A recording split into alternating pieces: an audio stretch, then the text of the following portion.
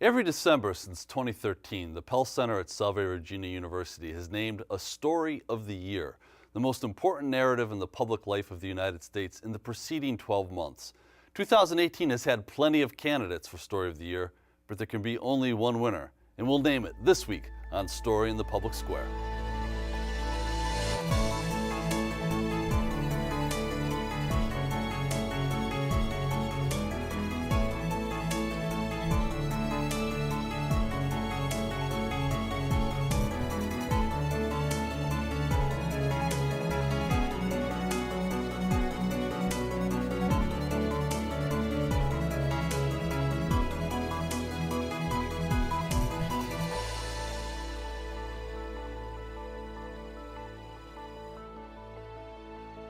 Hello and welcome to Story in the Public Square, where storytelling meets public affairs. I'm Jim Ludis from the Pell Center at Salve Regina University. Alongside me is my friend and co-host, G. Wayne Miller from the Providence Journal. Story in the Public Square is an effort to study, celebrate, and tell stories that matter. To do that, we sit down most weeks with the best storytellers around, filmmakers, authors, journalists, and more, to make sense of the big stories that shape public life in the United States today. This week, we're taking a slightly different tack and looking back at the big stories of 2018 and naming our annual Story of the Year, the narrative that most shaped public life in the United States in the last 12 months. Wayne, this is a new take for us. Usually we've got a guest and we're relying on them, but this is an episode that I've been thinking about since June as we start thinking about what are those big stories. Yeah, and what I like about doing this, which of course is very different from our usual format, is we have had so many guests from so many different corners of the world, really. And they've each had their own choice or desire for a Story of the Year. So Jim and I had a lot of opportunity to think about what we saw with our guests and then to think independently about what we, from gathering from all of that, would name a Story of the Year. So let's take a look. The first story on our list is the outcome of the midterm elections. Two guests over the last 6 months identified the midterms as the focus of their Story of the Year recommendation. First up, Jay Bookman from the Atlanta Journal-Constitution. I think this top story of 2018 will be the 2018 midterms. If the Republicans manage to hold the House and the Senate, that's a validation of Donald Trump, and he will be free to carry out his policies without fear of contradiction or rebuttal. If the Democrats manage to at least take the House, I think everything changes. You might get a congressional oversight, investigative hearings. It becomes a much different ballgame if the Democrats can manage to take at least one House of Congress. If they don't, then this is the path we're headed down for the foreseeable future. I think the top story is the midterms, and I think it breaks down a couple different ways. One is huge voter turnout. Right? So right at a moment when we feel so divided as a country, we came together and we all voted. That's a good thing. But I think it doesn't hide the deep divisions, and I'm really worried about where they're leading us. I'm really worried about this rise of populism, and I think our country is in a struggle like it's never been since 1968. So Jim, the midterm elections clearly turned out to be a major story of the year, and I think it really has changed the face of American politics.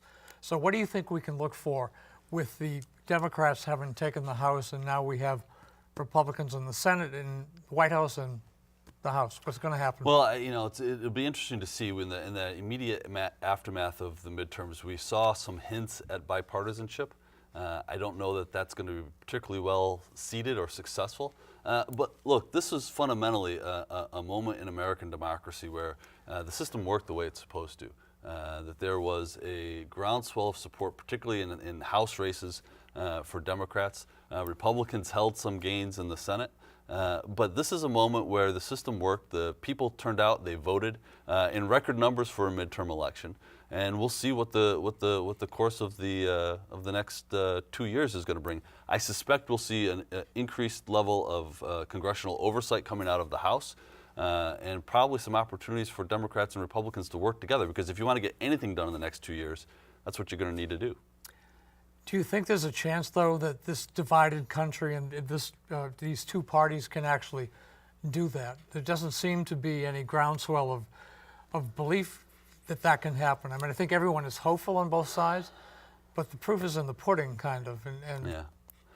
What do you expect? It's hard to have a lot of optimism about the state of politics, and that predates the last 2 years, right? There's been a stasis, there's been a paralysis in American politics going back for a couple of decades now, that the two parties see each other and portray each other as rivals, as enemies, as one being less American than the other. And I think that's dangerous to the republic. It's unhealthy for our democracy. And the way we get over that, I think, ultimately, is by finding solutions to common problems. And that's going to require some bipartisan effort, and I hope that's where we get. You know, it's also going to require leadership. One of our guests on the show this year was John Kerry. Yeah. And he had a phrase talking about every ship needs a captain. Mm-hmm. Do we see any leader like that coming along next year? And then, of course, we're into 2020, which is a presidential election year. My guess, we're taping this in December of 2018. My guess is that in the next 2 to 3 months, we're going to have a good sense of what that field looks like for 2020. And that'll be the topic for next year's story of the year. Oh, good. We're going to be back next year. Yeah, here's the hoping. So let's take a look at the next story that we want to consider here. That's the narrative about coarsening of the public life in the United States. That's something that Gary Glassman explained in his view, while Justin Hendricks and Alan Lightman added some specificity to their recommendation. I think the story of the year for 2018 is the end of civility. I think that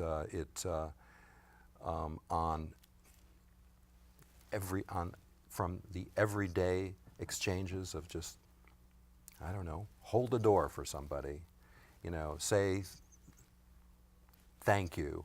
I mean, and at a larger level, the way people are treated, people who are wanting to create a new life for themselves, coming to this country which represents that, our elderly who are being cast aside. I mean, it's just not right. The child separation policy of the Trump administration. To me, that is the story that will resonate out of this year. That crisis, that moment that really unfolded this summer, I think struck to the core of what it is to be America and to be Americans, and really will be something that will continue to have reverberations throughout the next decade. The top story of 2018, in my view, is the election of Kavanaugh to the Supreme Court, despite the accusations of sexual assault. So, this is a topic that we had to curate a little bit because they're covering a lot of waterfront, from the Kavanaugh nomination to the family separation policies. But the civility issue is something that we heard frequently in American politics, left, right, and center in the last year. Why do you think that this resonates in so many different ways? Well, I think people, sort of regardless of where you are on the issues, I think people in general are concerned by this. We do seem to have lost a degree of civility, as Gary said, in public life and also in personal life. And I think that's tied up with the advent of social media and other factors. And frankly, this is one that is alarming to me because I don't know how we get out of that. And you see this on a daily basis in your interactions. As Gary said, like, we don't hold doors for people anymore. We seem to have become, in some sense, not simply self-centered, and I'm speaking again for all of us in a very general term, but also in some cases very mean. If you look at social media, the language, people who are attacked, I don't like it. I don't see the way out of it either. Social media has really become the elephant in the room, and it's a big elephant. Yeah, and coarsening takes a lot of forms.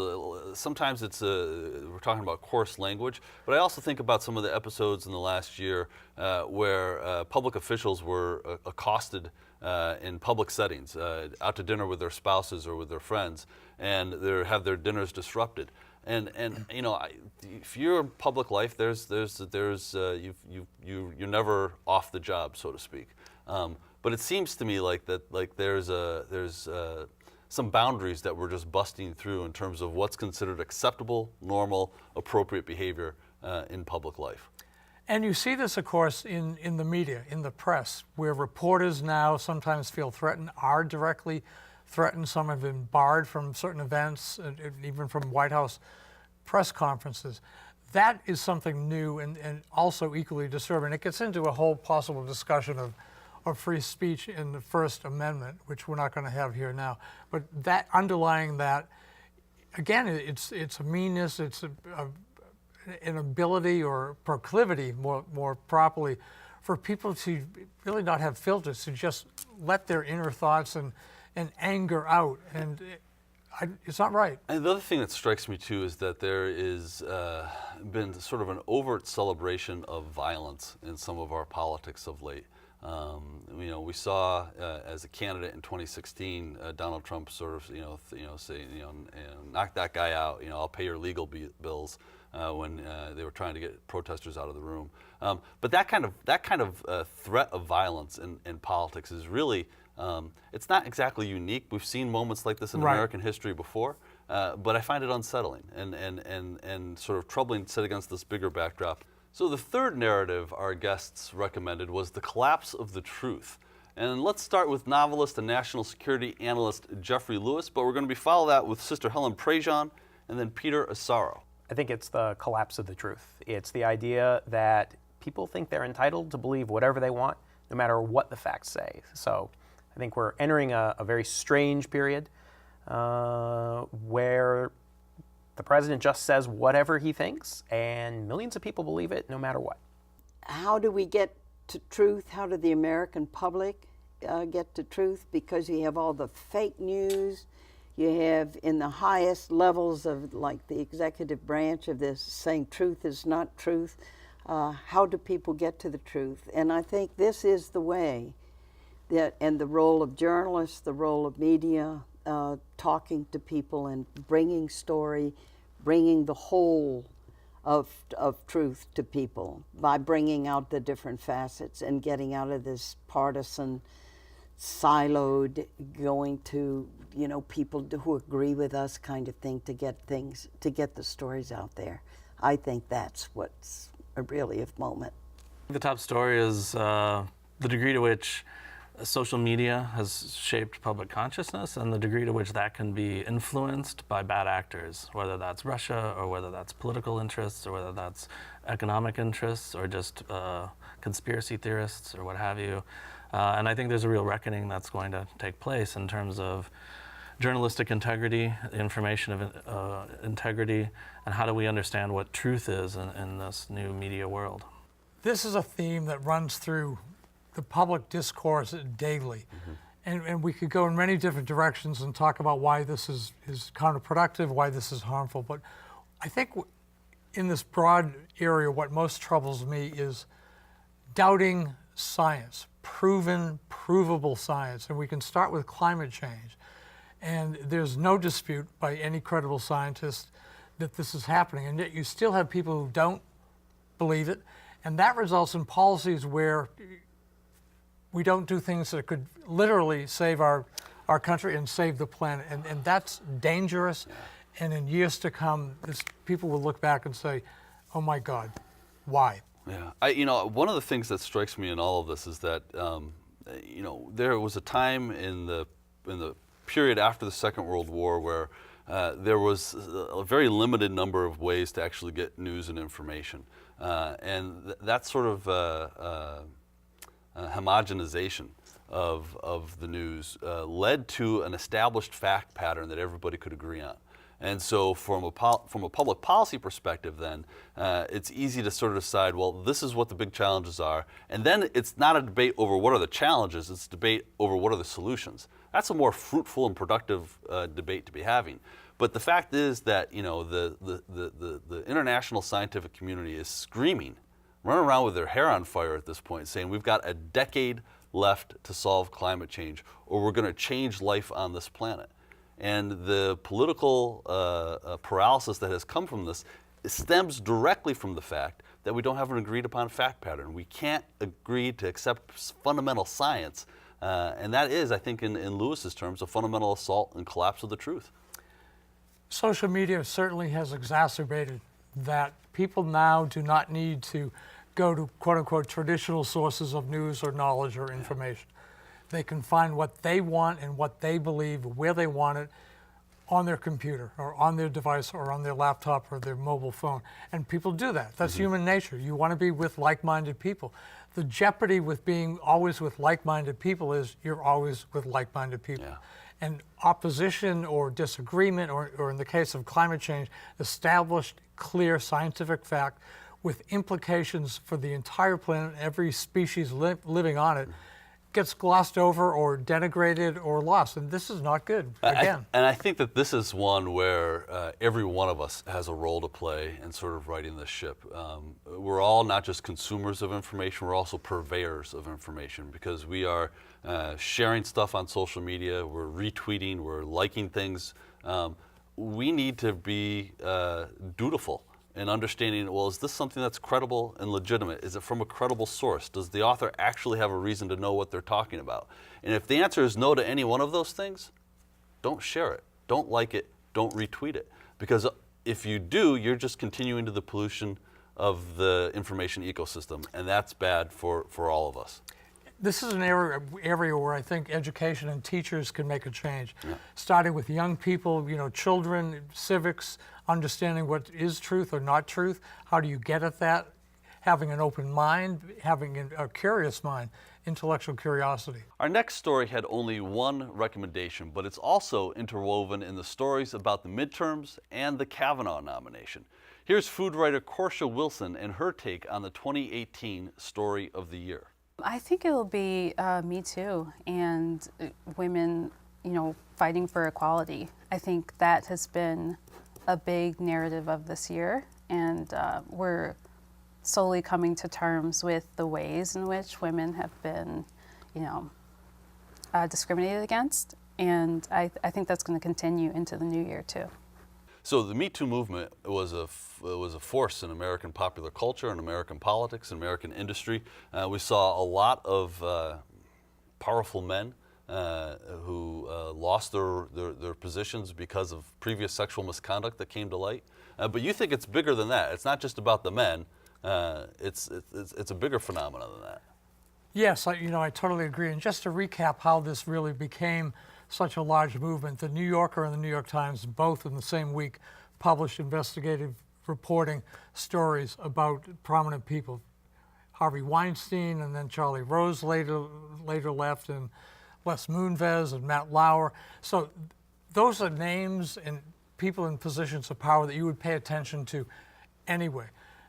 Beyond that, though, is the ordinary working woman, or the ordinary woman who prior to this would not have felt that she could be believed or could even talk about what had happened to her. And I think that is not the case now. I think many women from all walks of life have come forward in their workplace, or come forward in their family or to their friends, or gone public to newspapers and other media outlets. And that's a good thing. Because, the Charlie Roses and the Matt Lauers, it's kind of hard to shed tears for people who make all that money and were that bad. But for ordinary working people to find some strength in that, some ability to bare their souls really and to speak their truth is fundamentally important. And I think we'll see this going forward in terms of younger generations too. And to do it in a way where they know that they're not alone.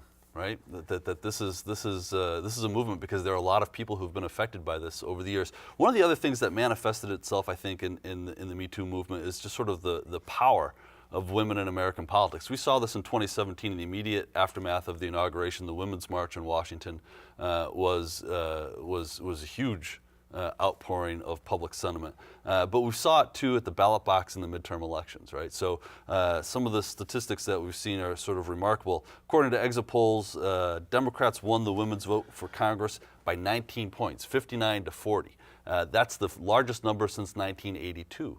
And so there is a force. It's not just on the personal level, but it's also on the political level. No, absolutely. And we saw that in local and regional elections as well, municipal elections. I think this is going to be one of the big stories of 2020, from the presidential race on down through other offices, both houses of Congress, and again at the local and regional and city level. It clearly has changed the political landscape, and it's got a power, as you said, that will only grow, and thank God, because I think women in a lot of cases, can do it better than men have, certainly. So our final recommended narrative is the Russia investigation, the work of committees in Congress, but especially that of Special Counsel Robert Mueller, to figure out just what the Russians did in the 2016 election and whether any Americans collaborated with them.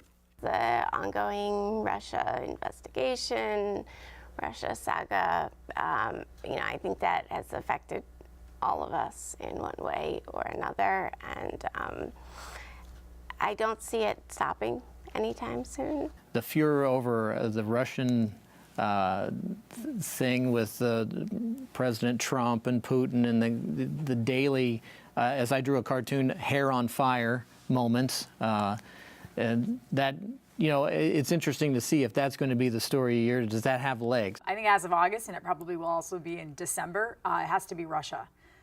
It sort of influences, I think, every other little nook and cranny of politics right now, because the Mueller investigation hangs over everything, and it calls into question the integrity of the office and the integrity of the people that work in the White House, and it could have long-standing ramifications on our government. I would absolutely say that it has to do with election interference and what that means for our democracy.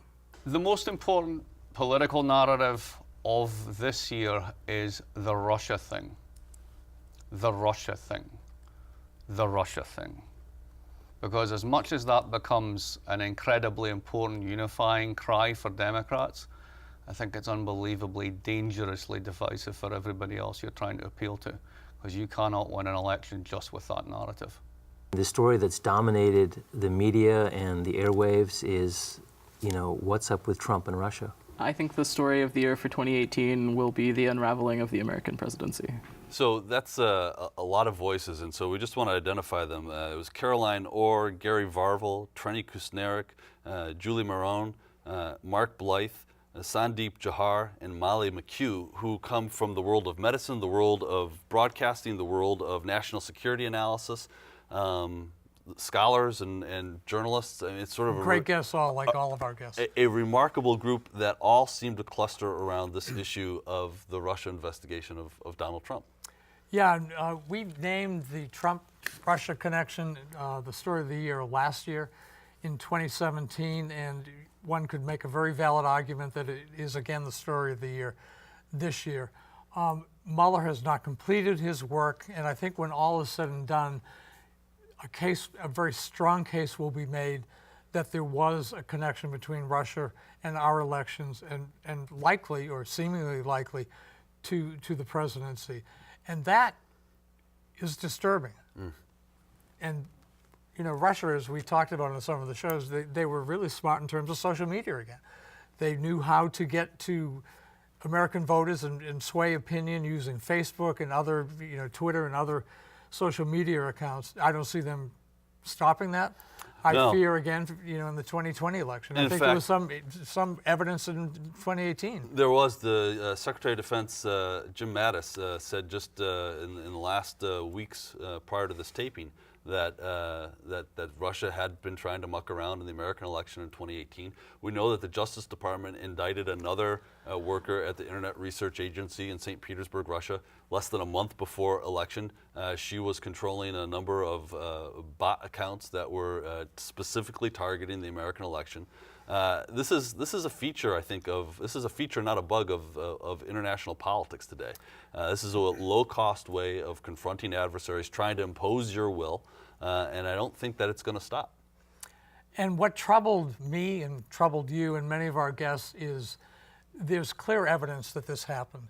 And what troubles us is that there was not a greater public reaction. There are some people who either don't understand, don't know, or don't seem to care, which is even worse if you don't care. But there's also a coordinated, consistent, and determined effort by the president to undermine the authority, the integrity, the reputation, the credibility of the Mueller investigation. We see this all the time on Twitter. It's a direct attack on, the truth. And to date, the Mueller investigation has received indictments or guilty pleas for 33 individuals and 3 companies. So if this is a witch hunt, we're starting to add up the witches. So the common theme that emerges from all of these is really our story of the year. and that is the battle for the truth. It has been. It is a battle for the truth. And people who understand and accept facts and knowledge have been at a bit of a disadvantage, but they are clearly making the case. And I think there is beginning to be at least a shift in what people perceive for the truth. So I'm hoping that this battle, and the battle is to agree on facts, to change policy when needed, when those facts suggest urgency.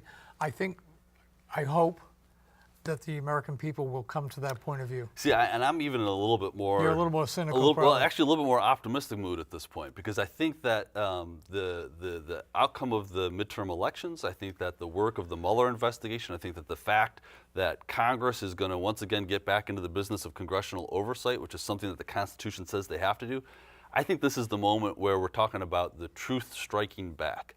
And that while we're never going to be completely free of disinformation and misinformation, I think that the institutions that are trying to tell the truth, and I think that the public's appetite for the truth, however you might want to define that, we could get into a real sort of esoteric conversation about that.